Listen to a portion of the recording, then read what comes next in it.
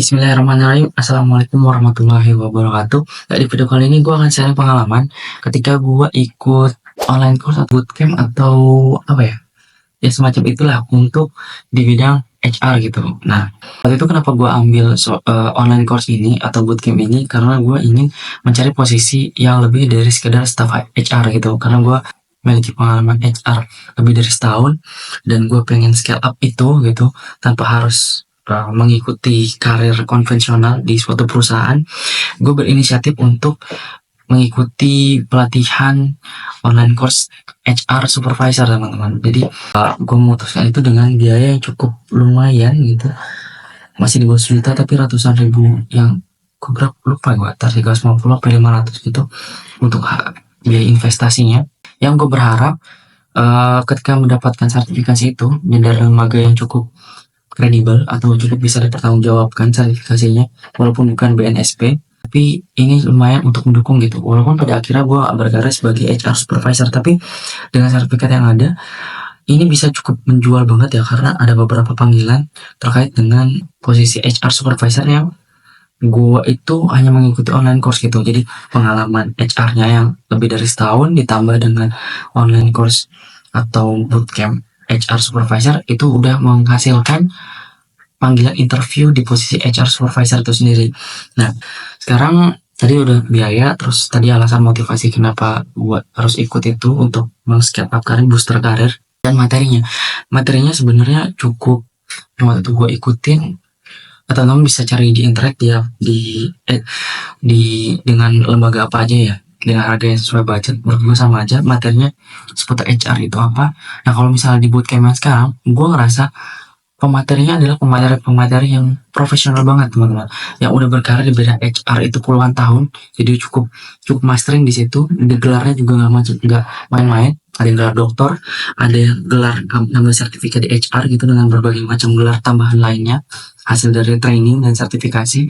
Ilmu yang diberikan juga benar-benar luar biasa gitu, jadi nggak cuma klise gitu. Kayak misalnya satu poin yang gue tangkap dari HR, merupakan bagian dari perusahaan yang pasti mayoritas kakinya akan berpihak di perusahaan gitu. Jadi kita tidak 5% ke karyawan, 5% ke perusahaan, tapi lebih banyak, lebih dari 60% itu ke perusahaan. Jadi ketika gue baru tahu faktanya bahwa ketika kita menjadi HR, kita tidak berusaha untuk mengimbangkan kepentingan karyawan dan perusahaan, tapi kita membela atau berdiri di pihak perusahaan gitu. Jadi yang akan menjadi korban adalah si karyawan. Dan alasan itu pun yang akhirnya membuat gue tidak melanjutkan untuk berkarir sebagai HR gitu.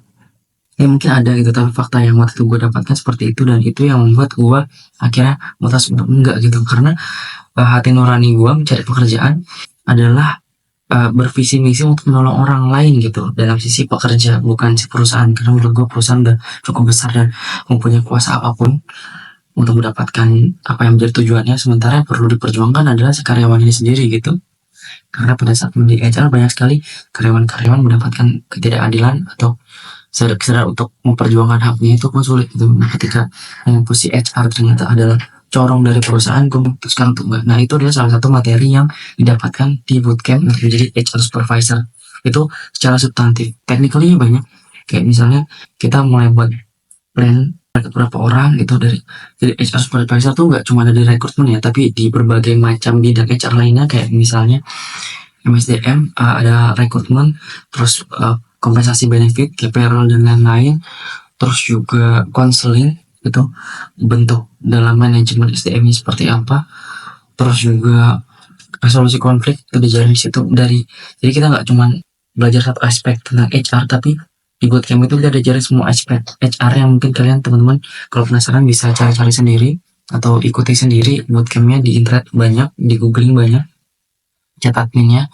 Terus materinya kita buat KPI, terus kita buat perencanaan HR jangka panjang gitu. Karena misalnya perusahaan biasanya minta evaluasi atau rencana jangka panjang setahun ke depan, itu kita diajarin, kita dikasih template-nya, kita dikasih praktek juga, terus kita dibebaskan untuk bertanya sekritis apapun gitu, dijelaskan best practice-nya oleh pakar yang nanti menjadi pemateri.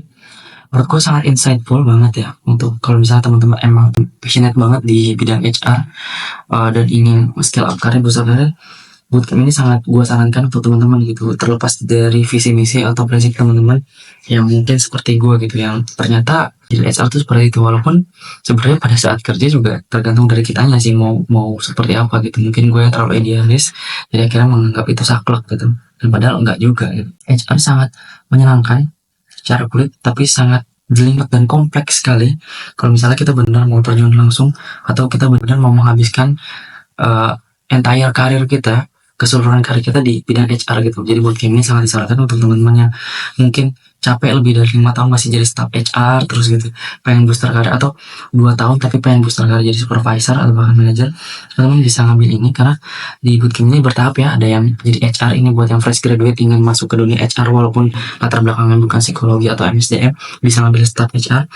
Yang supervisor bisa diambil ketika teman-teman lebih dari setahun dan ingin masuk atau ingin apply jadi supervisor HR, bisa diambil juga di sini bootcampnya. Atau nanti ada manager HR gitu, itu lebih lebih deep lagi mungkin pelajarannya, karena di supervisor aja udah cukup deep menurut gua, udah cukup kompleks gitu yang dipelajari dan kayak banget. Dan di bootcamp itu juga gua akhirnya tahu ingin menentukan karir gua di HR atau enggak gitu, karena itu juga pertengahan karya di HR pas di rekrutmen aja sulit gitu dengan deadline kayak sales lah. Hasil yang diharapkan itu kita agak 80% itu benar-benar kayak dari rezeki gitu, karena nyari orang tuh sulit ternyata. Walaupun banyak pengangguran, tapi klasifikasi atau requirement dibutuhkan perusahaan dan kapasitas yang dimiliki pelamar itu seringkali tidak match, dan itu kesulitan. Nah di sini juga akan dibahas tentang itu bagaimana solusinya gitu. Jadi mungkin ini sangat berguna banget buat yang tadi ya mau boost up karir, buat teman-teman boost up karir atau ingin lebih mendalami atau ingin cari tahu ini karir HR itu karir yang cocok buat teman-teman atau enggak gitu. Silahkan ikuti bootcamp HR supervisor, bisa cari di internet dan di googling gitu. Nah mungkin pengalaman gua mudah-mudahan bermanfaat buat teman-teman yang sekarang lagi nyari-nyari tentang dunia HR. Silahkan like, share, dan subscribe. Cukup sekian dari gua. Wassalamualaikum warahmatullahi wabarakatuh.